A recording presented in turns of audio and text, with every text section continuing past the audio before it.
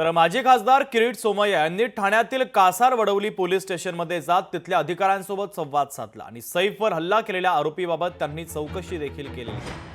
तर किरीट सोमय्या यांनी कासार वडवली पोलीस स्टेशनमध्ये जात तिथल्या अधिकाऱ्यांसोबत संवाद साधला आणि सैफ अली खानवर हल्ला केलेल्या आरोपीच्या संदर्भात त्यांनी चौकशी केलेली आहे, कारण आरोपीला याच परिसरातून पोलिसांनी अटक केली। माझी माहिती आणि आता मी प्रत्यक्ष त्यांना 1 डझन कामगारांना विचारल्यानंतर लक्षात आलं की त्यातनं बहुतेक लोक बांगलादेशचे आहे, पश्चिम बंगालमध्ये मालदा जिल्ह्याचे असं सांगतात। कोणतेही कागद नाही आहे, एक आधार कार्ड याला आयडेंटिटी पुरावा धरला जात नाही, रेसिडेंट पुरावा।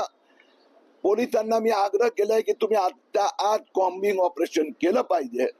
या इथूनच मी ठाणे पोलीस आयुक्तांशी बोललो आहे आणि त्यांनी मला कबूल केलं की ते डीसीपी प्रशांत कदमला सांगून त्याचा आजच्या आज कॉम्बिंग ऑपरेशन केलं जाणार।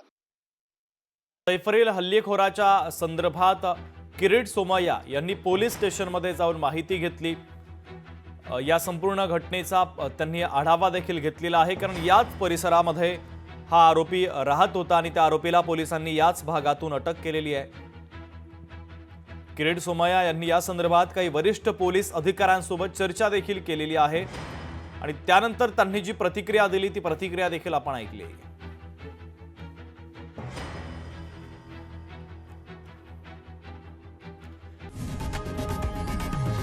लोकशाही मराठी ऐका, पहा, जागरूक रहा।